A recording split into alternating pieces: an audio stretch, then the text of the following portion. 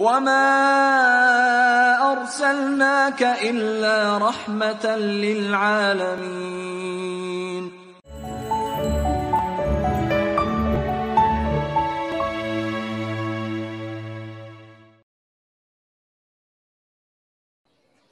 Assalamualaikum warahmatullahi wabarakatuh. Alhamdulillahirabbil alamin.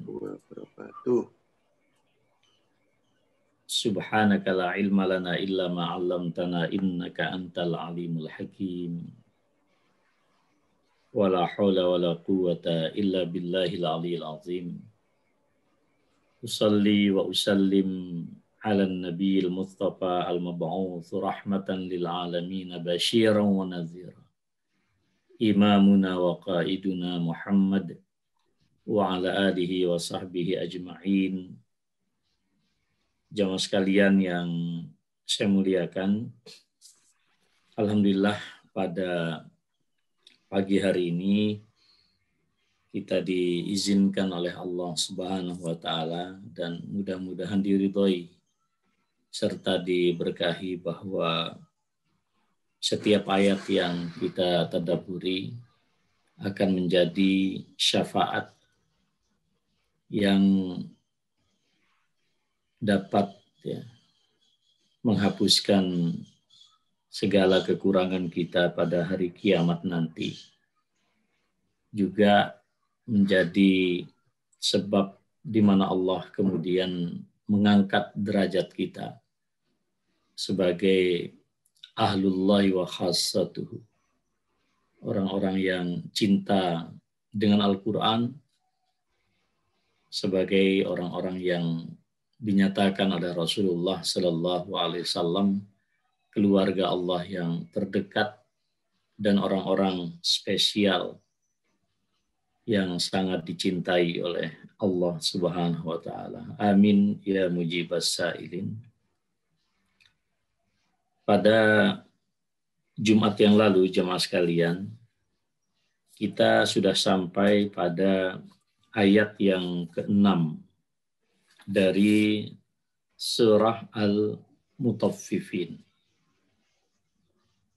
di mana pesan moral yang paling penting pada kajian tadabbur kita di Jumat yang lalu adalah bagaimana kita hidup secara mawas diri dan tidak kehilangan keseimbangan dengan berlaku yang tidak adil dan tidak proporsional.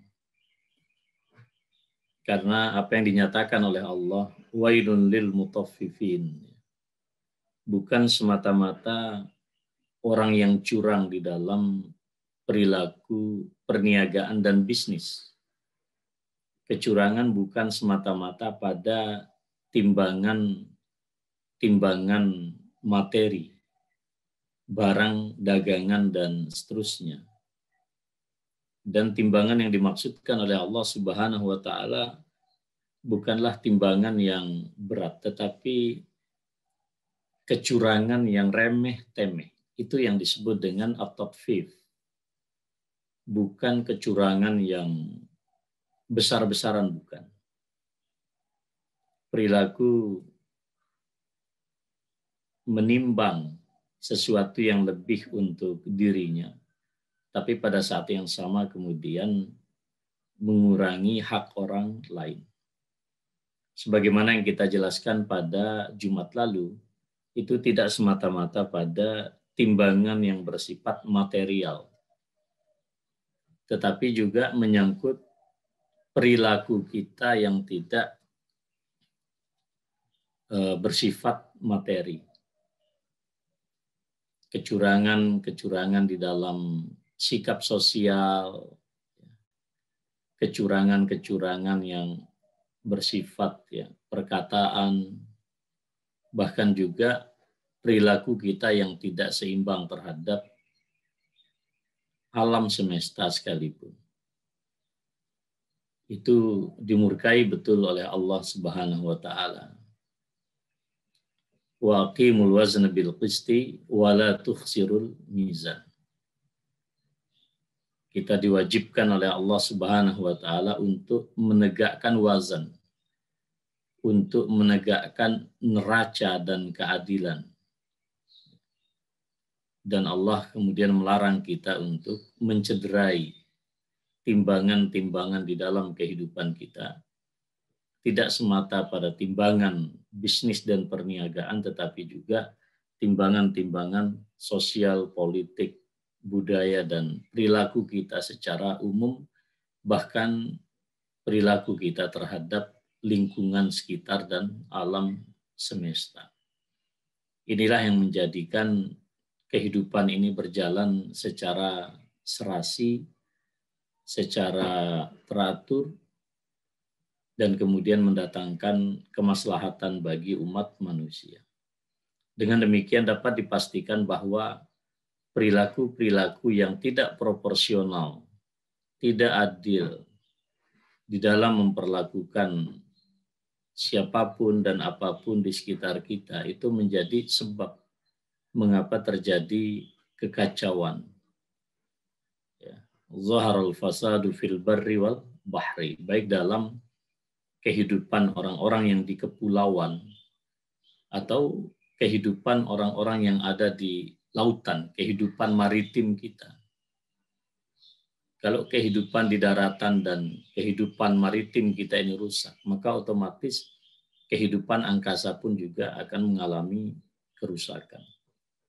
Ketimpangan cuaca, perubahan iklim yang sangat ekstrim itu adalah bagian nyata daripada perilaku curang kehidupan manusia terhadap alamnya. Nah, jemaah sekalian yang saya muliakan, pada bagian ayat yang kita baca di pagi hari ini, dari ayat yang ke-7 sampai ke-17 nanti, Allah memberikan suatu larangan yang sangat tegas. Dan Allah menegaskan mengapa manusia berlaku curang di dalam kehidupan mereka, baik dalam skala mikro ataupun makro. Sebabnya adalah mereka tidak pernah memiliki perhatian tentang kehidupan akhir.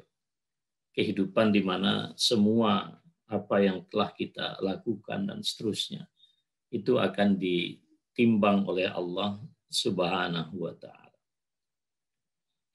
Dan orang-orang yang berlaku curang ini diberikan ancaman yang sangat dahsyat.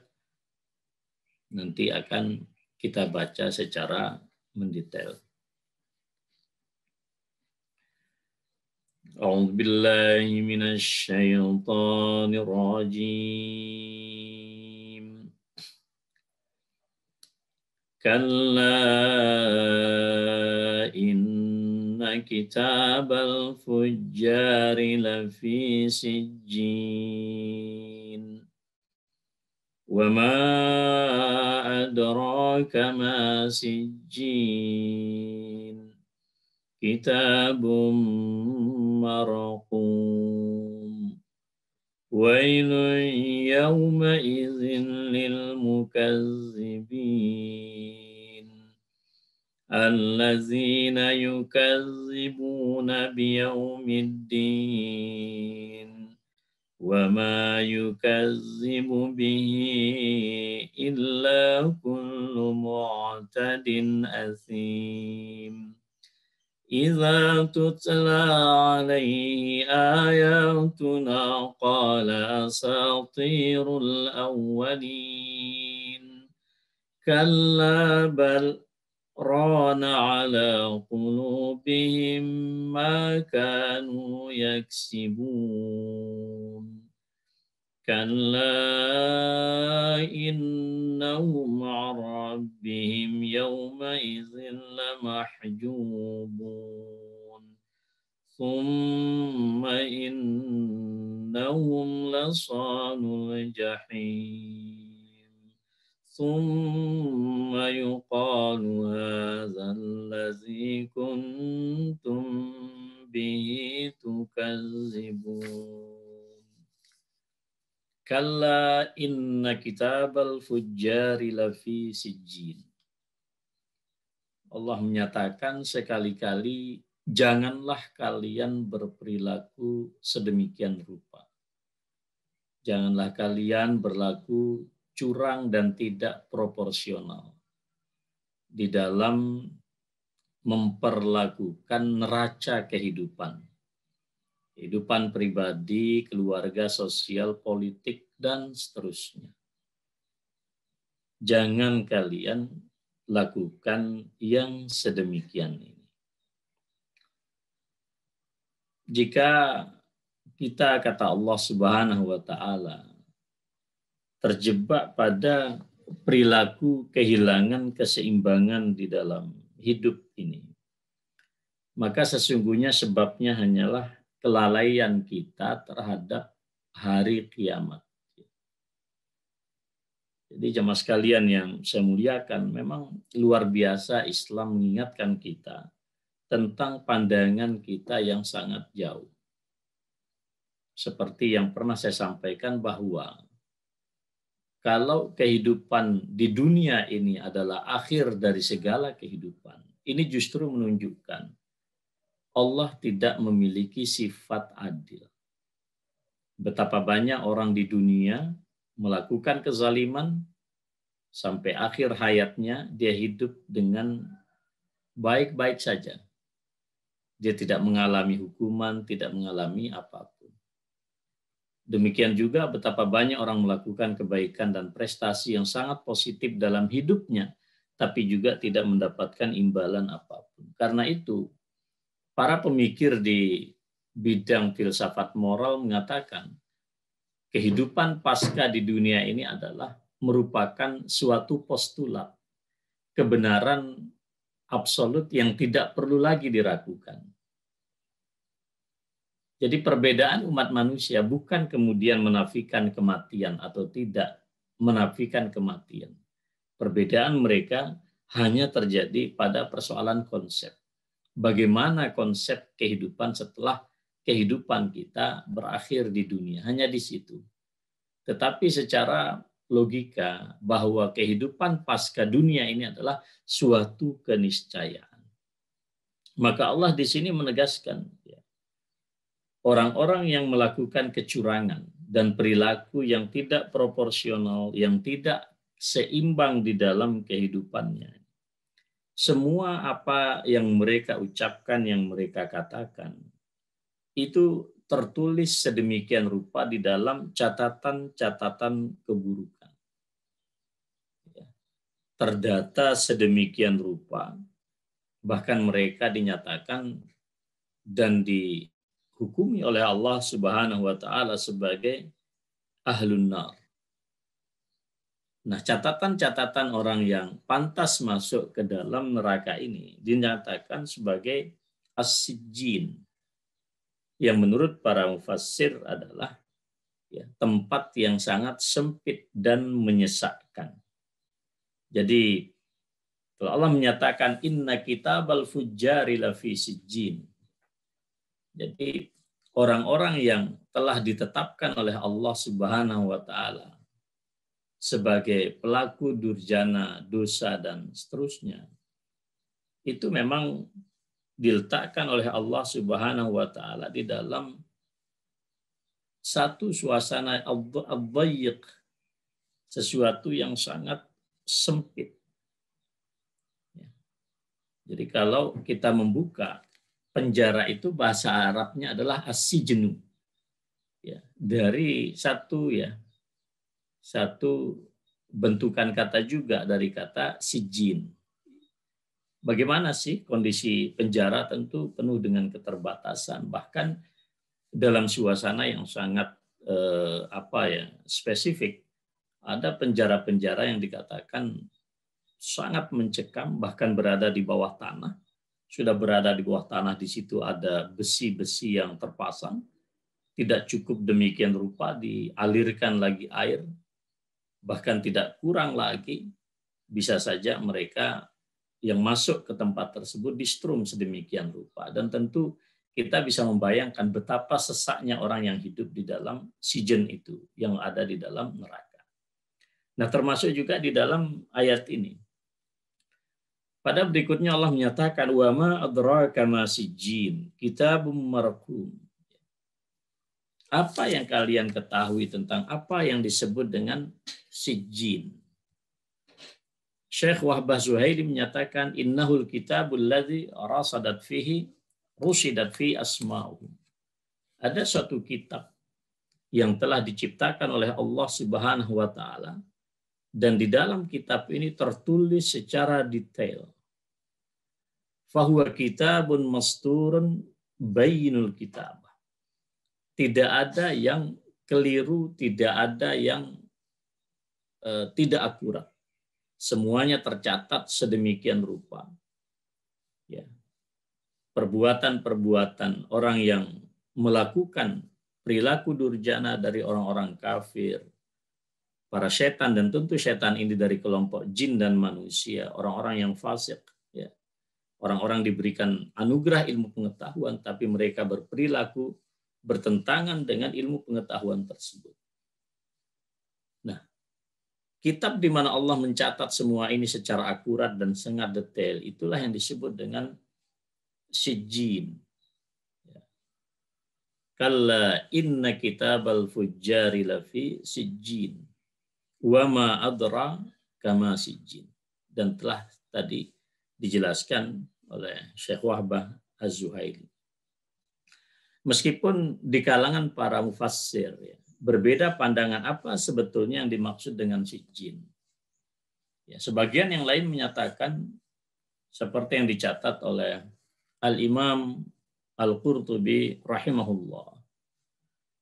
Beliau mengatakan bahwa yang disebut dengan sijjin itu adalah satu tempat yang terbawah, kerak daripada neraka jahanam. Ini diambil oleh Al-Imam Al-Qurtubi rahimahullah dari Muhammad ibnu Ka'ab ketika menerjemahkan, ya, kitabum marqum bagi mereka, atau seperti yang dicatat oleh Imam Qurtubi, bukanlah tafsir dari wama adraka ma sijjin, tetapi, ya, innama huwa tafsirun lima kutiba lahum minal masir ila sijjin ay marqum maktub mafruq minhu la yuzadu fihi ahad wala yanqusu minhu ahad. Jadi bagi mereka apa yang disebut dengan sijjin ini bukan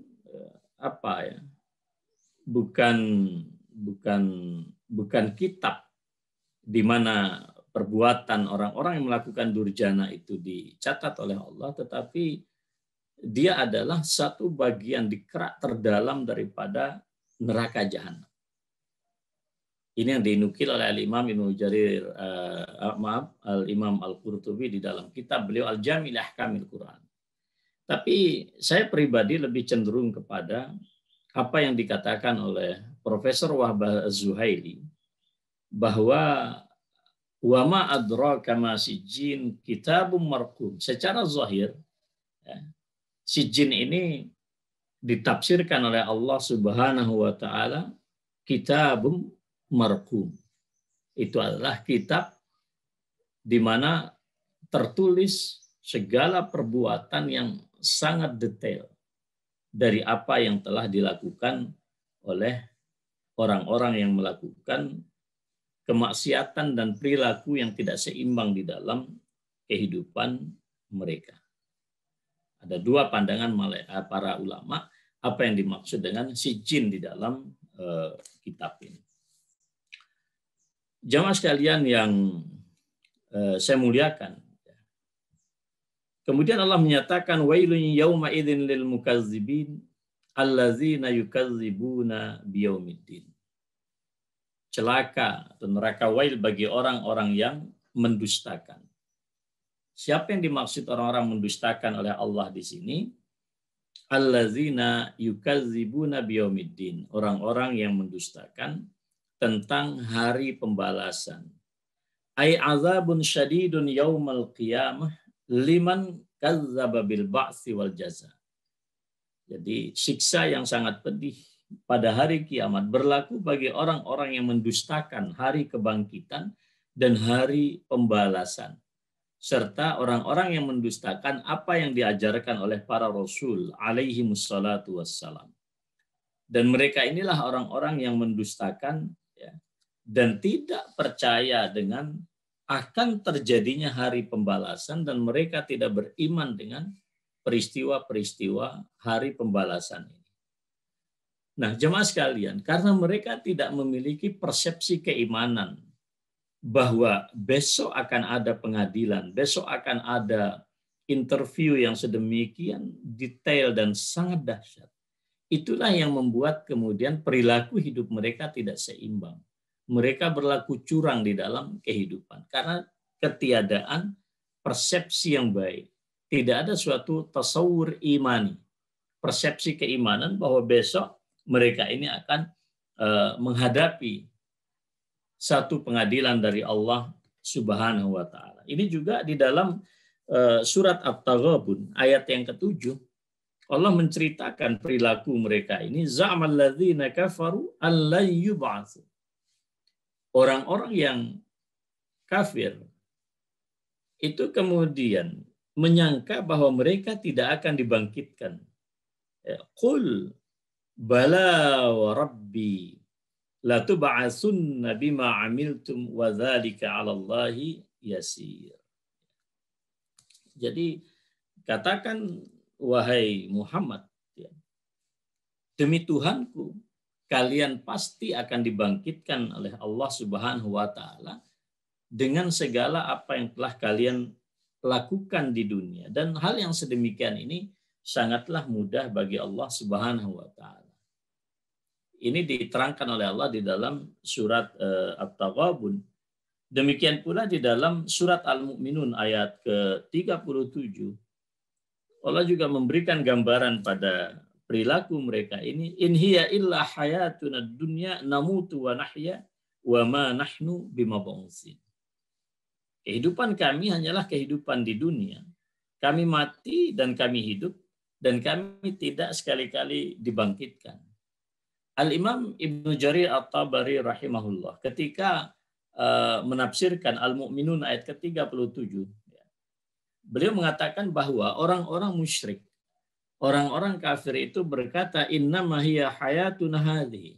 Kehidupan kami tidak lebih tidak kurang apa yang kami alami sekarang. Namut ya. Hadhihi namutu wala nahya. Ya, kami kalau mati ya mati, dan kami tidak akan lagi ada kehidupan setelah itu. Atau yamutu haula wa yahya haula. Atau dalam pandangan mereka bisa saja ini sebagian orang sudah mati, tapi sebagian orang masih hidup. Wa yaquluna innaman nas kazzara. Dan mereka mengklaim bahwa manusia itu adalah seperti ya tetumbuhan, kata tanaman-tanaman kata mereka. Yuhsadu hadza wa yanbutu hadza. Ketika ini dipanen, diambil, hilang, ya, tercerabut dari dahannya, dari pohonnya, tapi kan akan muncul yang lain. Ini persepsi orang-orang yang mengingkari hari pembalasan. Itu di dalam surat Al-Mu'minun ayat 37. Demikian pula di dalam surat Al-An'am ayat 29. Wa qalu in hiya illa hayatuna dunya wa ma nahnu bimab'utsin. Mereka orang-orang musyrik, orang-orang kafir itu berkata, ya, hanyalah kehidupan kita ini kehidupan di dunia. Kehidupan kami hanya kehidupan di dunia, dan kami ini sama sekali tidak akan dibangkitkan oleh Allah Subhanahu wa taala.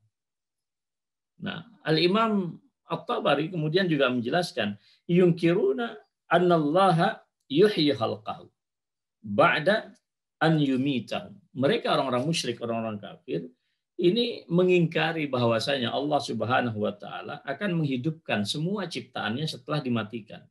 Wa yaqulun la hayata ba'dal mamat.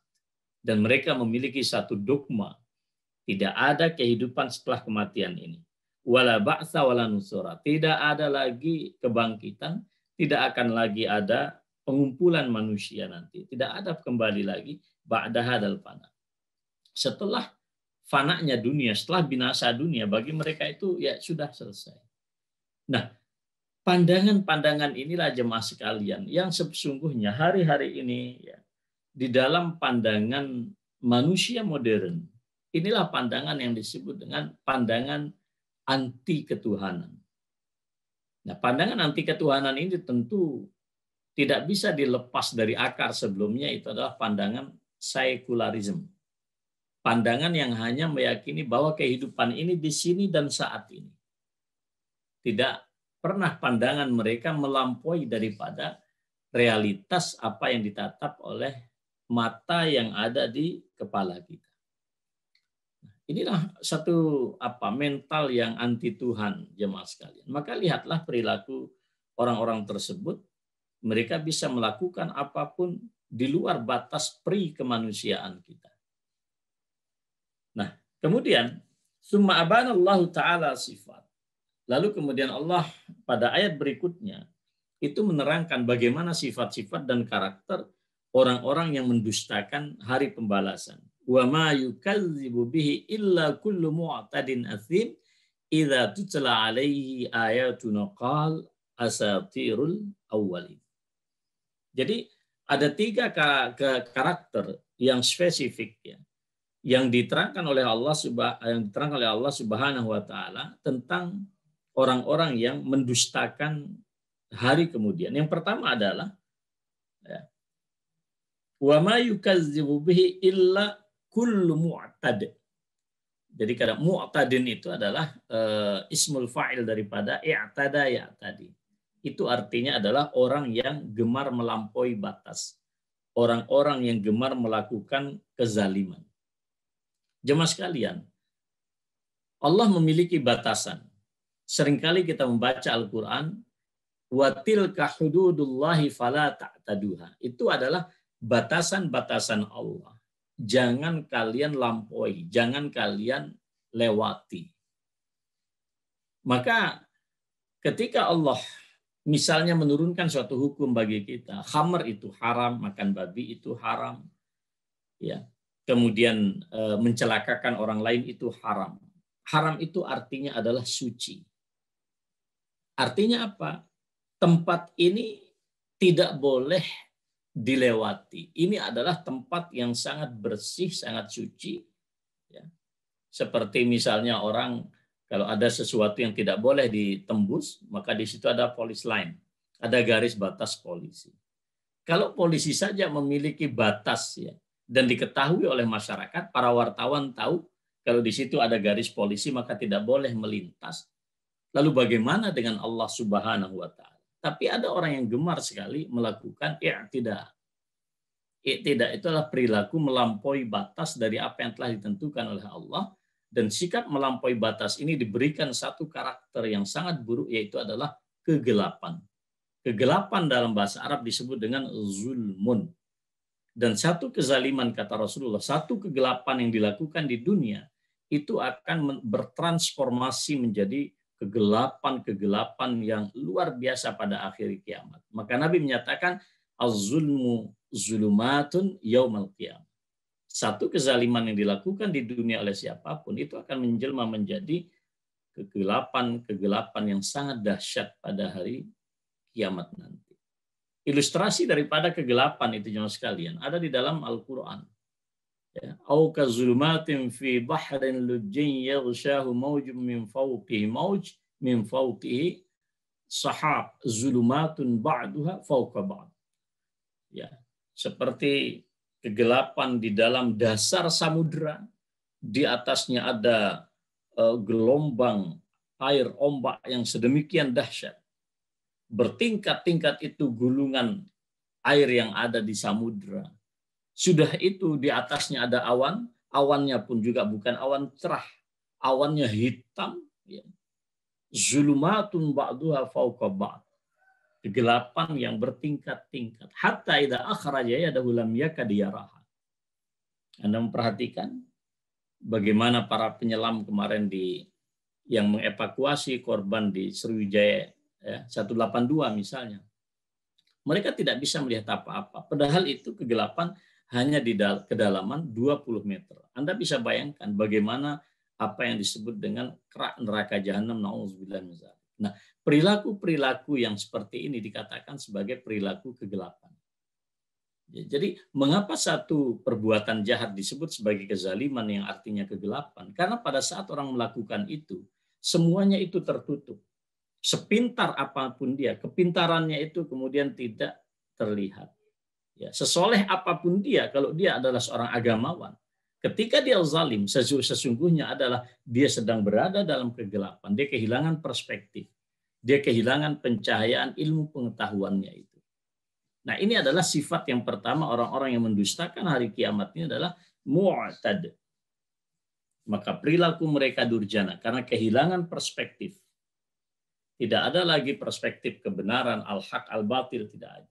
Semuanya ditabrak. Dan perilaku manusia saat ini adalah perilaku yang sulit untuk dibatasi. Semuanya ditabrak. Tabrak di sini bukan semata-mata hukum syariat Allah. Bahkan hukum positif yang dibuat sendiri pun ditabrak sedemikian rupa. Na'udzubillah min dzalik. Yang kedua, asim. Asim itu apa? Al-munhamiku fil ismi fi af'alihi min ta'ati al-haram wa tajawuz al-mubah.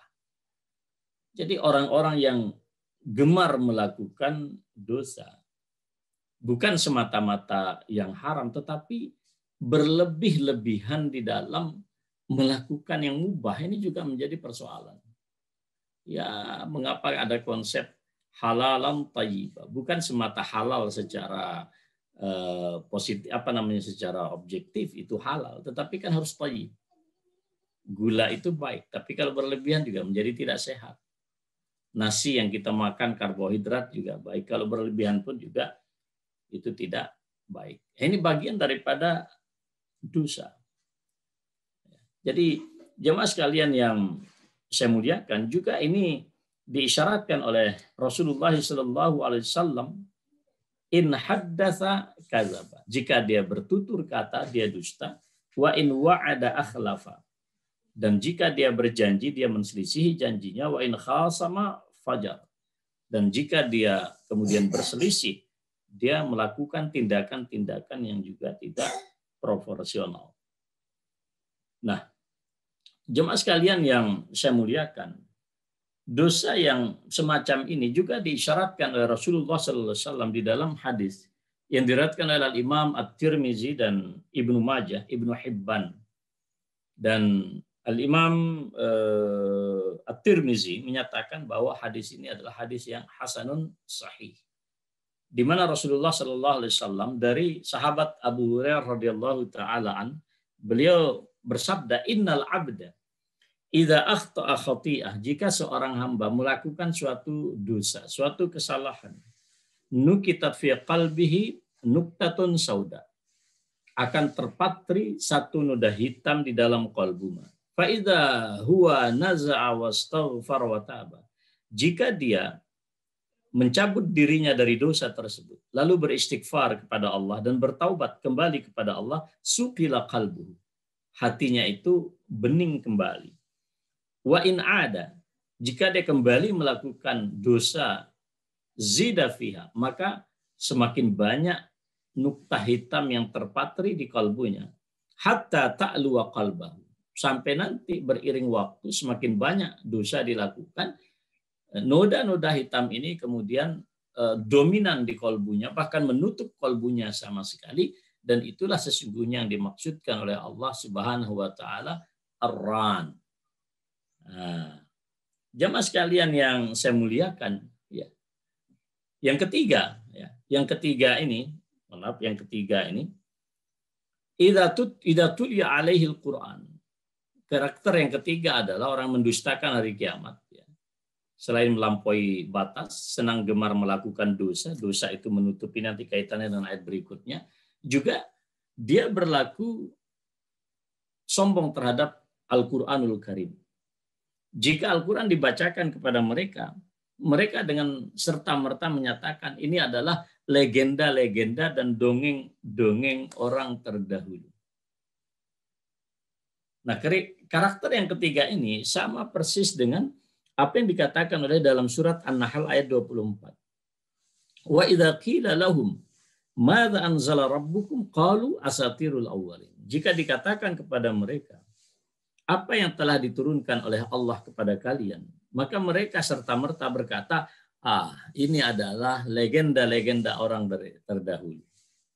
Ya, begitu juga di dalam surat Al-Furqan ayat yang kelima, wa qalu asatirul awwalin iqtatabaha fahiya tumla alaihi bukratan wa asila.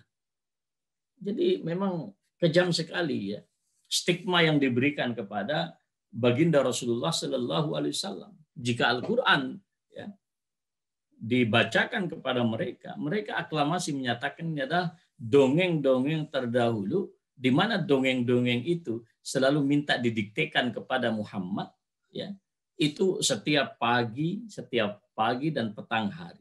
Itu Al-Furqan ayat yang kelima.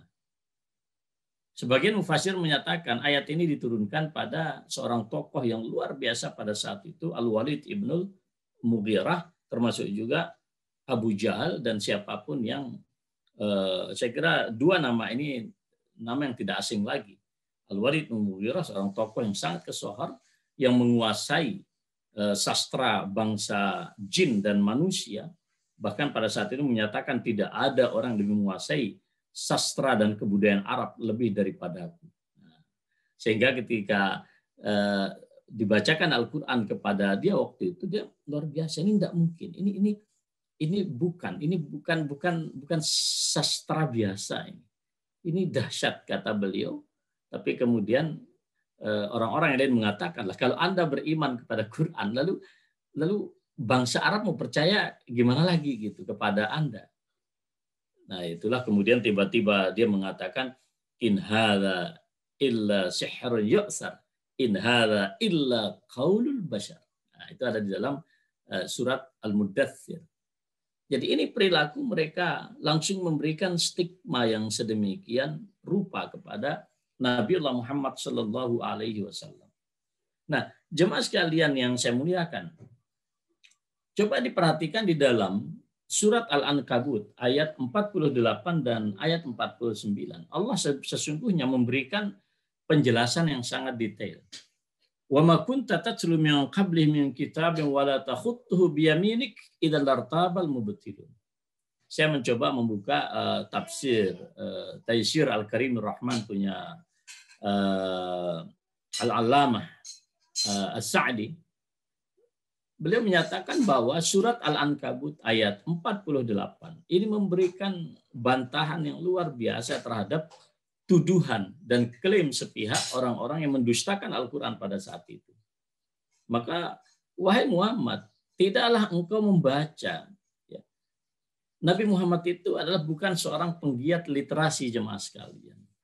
Bukan orang yang memiliki tradisi tulis-menulis yang kuat. Dan kita ketahui tradisi atau literasi waktu itu adalah sangat rendah, termasuk Nabi Muhammad.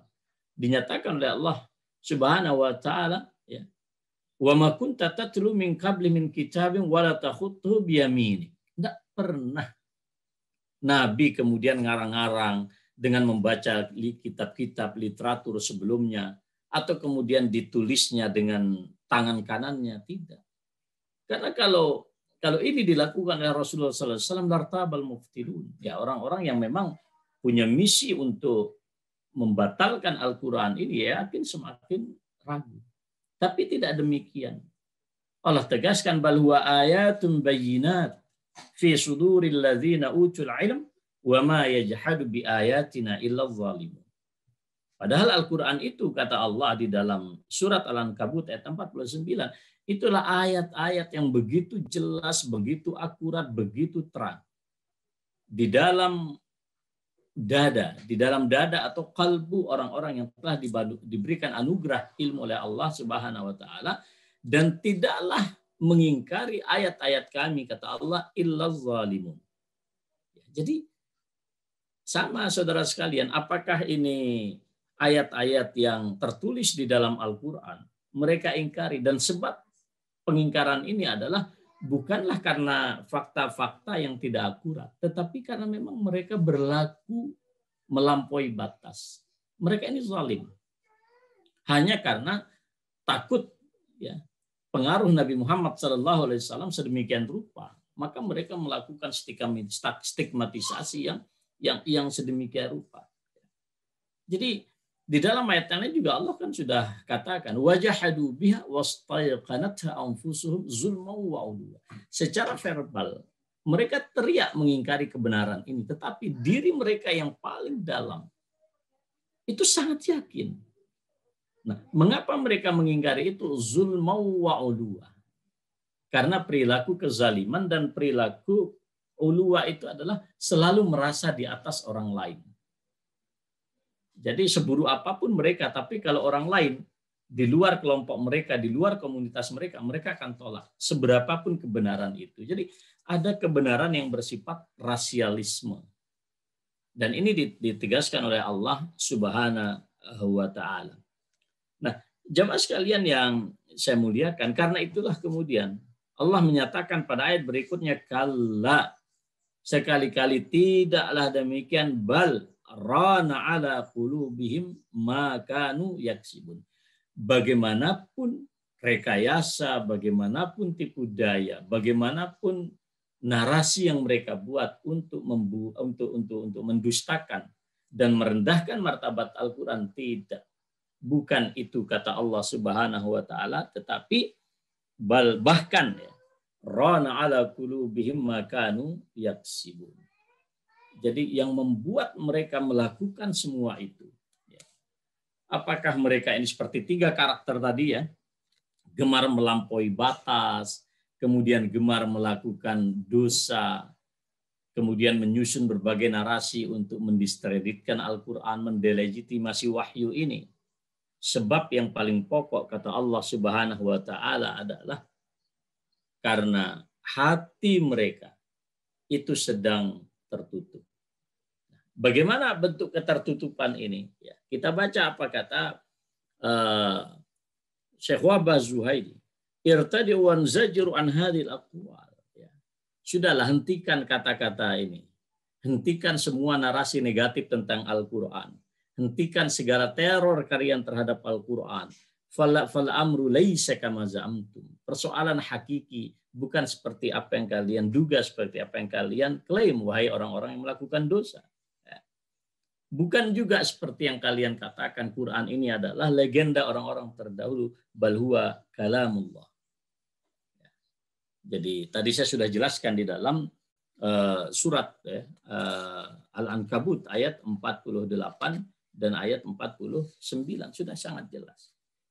Nah, sebabnya di sini adalah apa yang disebut dengan as-sabab kasratul dzunubi wal khataya allati hajabat qulubukum anil imani bil Quran. Sebetulnya bukan seperti itu, tetapi dosa ini sudah terlalu menguasai kalian. Dan ini adalah bintik atau noda-noda hitam ya, yang dominan pada rana ala qulubihim, yang menutup hati-hati mereka, menutupi. Seperti tadi hadis yang sudah saya sebut tadi, innal abda, di dalam satu redaksi, idza aznaba dzanban. Ya, redaksi yang lain, idza akhta'a khati'atan nukitat fi qalbihi nuktatun sauda, akan terpatri satu noda hitam di dalam kalbunya, fa in taba, jika dia bertaubat, wa naza'a, ya, menanggalkan diri dari dosa tersebut, ya, wastaghfara, dia beristighfar kepada Allah, suqila qalbu, hatinya pun menjadi bening, wa in ada zadat, jadi kembali melakukan dosa, maka dia akan, noda-noda itu akan bertambah, hatta ya tughlifa qalbah, sampai hatinya ini tertutup sama sekali. Dan inilah yang dikatakan oleh Rasulullah, ini yang dikatakan oleh Allah, kata Nabi di dalam hadis ini, zalika huwa, itulah yang disebut dengan penutup, cover, ya, yang dikatakan di dalam ayat ini. Karena itu jemaah sekalian, Al-Imamul Hasanul Basri rahimahullah, beliau berkata, ya, huwa azanbu ala zanbi hatta yu'miyal qalba. Yang disebut dengan ran di situ adalah dosa yang apa ya, yang bertumpuk-tumpuk sampai kemudian dosa ini membutakan hati kita.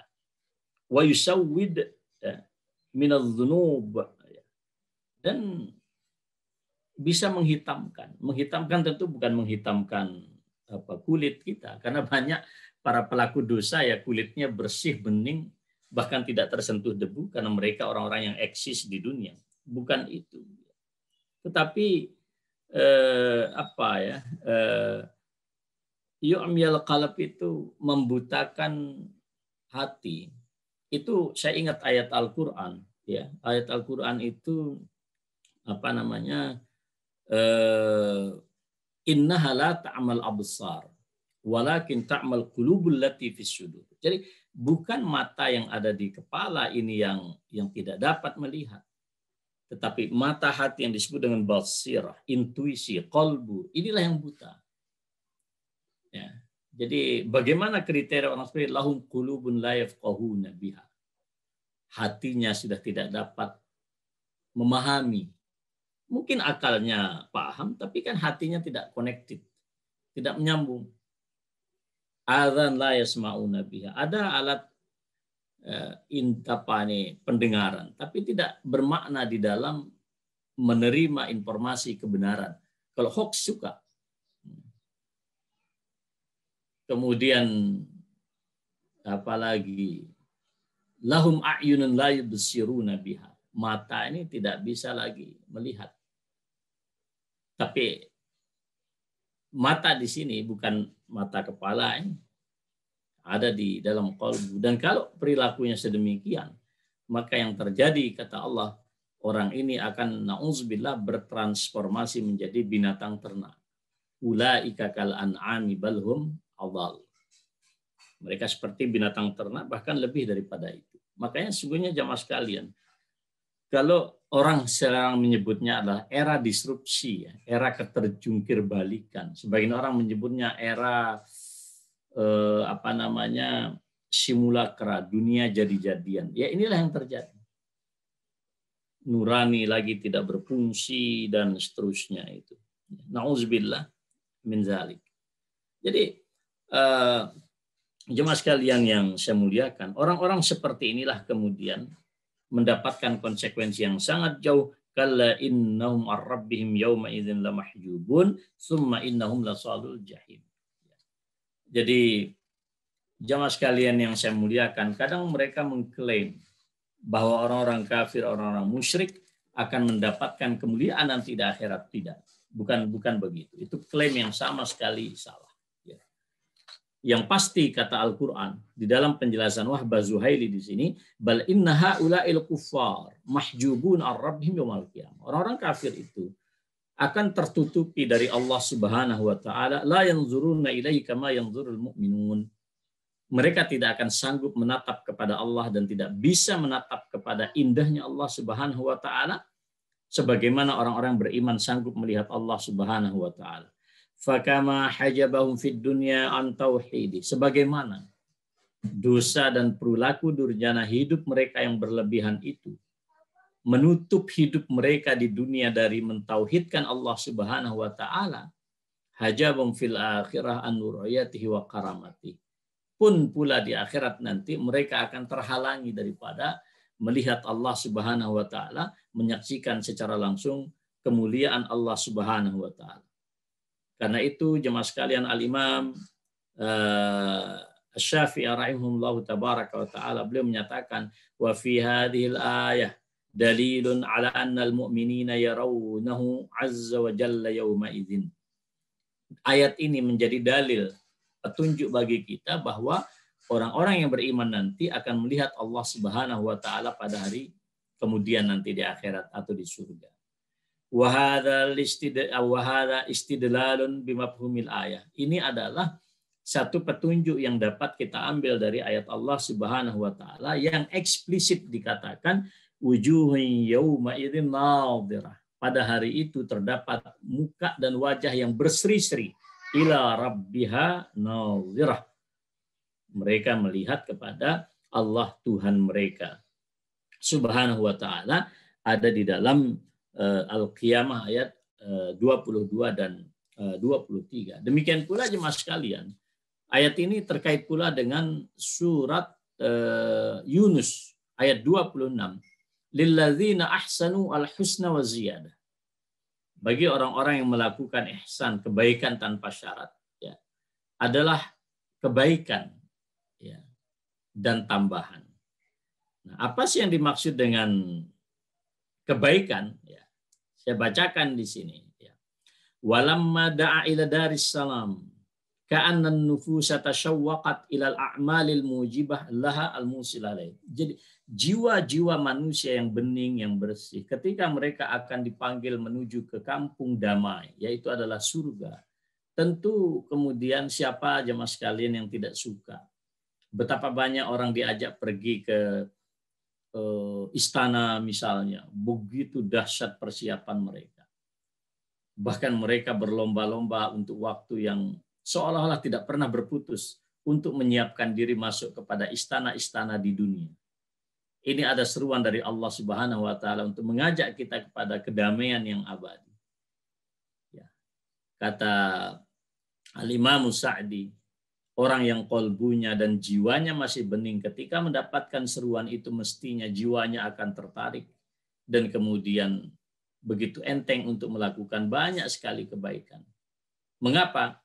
Karena mereka meyakini lilladzina ahsanu al-husna wa ziyadah. Orang-orang yang melakukan perbuatan yang terbaik di dalam menghambakan diri kepada Allah Subhanahu wa taala.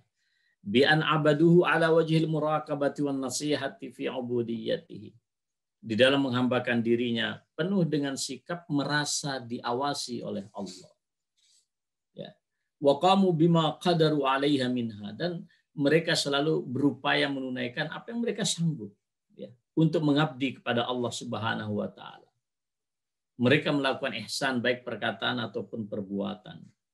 Termasuk juga memberikan harta mereka di jalan Allah Subhanahu wa taala. Kalau itu semua tidak ada, mereka pun melakukan al-ihsan al-badani. Apa yang mereka sanggup lakukan dengan jasad dan fisik mereka. Tidak bisa berinfak ke masjid, tapi gotong royong sanggup. Mereka pun lakukan. Tidak bisa beramar ma'ruf nahi mungkar dengan kata-kata, cukup dan memberikan keteladanan yang baik, ya, dan seterusnya dan seterusnya. Ini adalah orang-orang mendapatkan surga, dan tambahannya kata Rasulullah Shallallahu Alaihi Wasallam itu adalah ziyadah, menatap kepada wajahnya Allah Subhanahu Wa Taala, wala yarhaq wujuhahum qatarun wala zillah.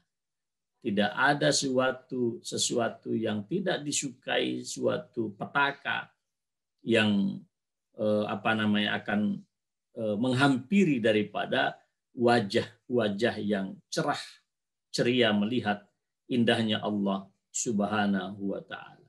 Ta'rifu fi wujuhihim nadratan na'im. Ulaika ashabul jannah hum fiha khalidun. Ya. Jadi mereka itu adalah apa? Para penduduk dan penghuni surga, dan mereka kekal di dalam surga itu. Jadi jemaah sekalian yang saya muliakan, ya. Kemudian orang-orang yang tadi mengingkari, ya, yang hatinya sudah tertutup sedemikian rupa, dikatakan summa yuqal hadzal ladzi kuntum bihi tukadzibun. Ketika ditampakkan di hadapan mereka, ya, betapa dahsyatnya hari kemudian dan betapa indahnya kehidupan orang-orang yang yang soleh itu. Maka Allah katakan inilah hari yang dulu kalian dustakan di dunia. Mereka mendapatkan azab yang sangat pedih, maka Allah tinggal mengatakan hadzal ladzi kuntum bihi tukadzibun. Hei orang-orang pelaku durjana, ini loh yang kalian dustakan dulu ketika kalian eksis di dunia. Nah, sekarang kalian melihat. Jadi nauzubillahi min dzalik. Jemaah sekalian, pointer yang ingin kita sampaikan pada kajian pagi ini. Satu, bahwa semua perilaku durjana yang dilakukan oleh orang-orang yang kafir, melakukan dosa, itu tertulis sedemikian rupa. Rakam, itu dari kata angka-angka. Artinya bukan semata-mata catatan yang bersifat kualitatif, tapi bahkan kuantitatif. Mungkin dalam bahasa kita saat ini, statistik ya modern, itu akan ada tampilan angka-angka kuantitatif dengan grafik-grafik yang sangat canggih. Kalau orang saat ini berbicara dan bangganya dengan istilah big data, maka apa yang dilakukan adalah lebih daripada apa yang dibayangkan di dalam dunia big data pada saat ini.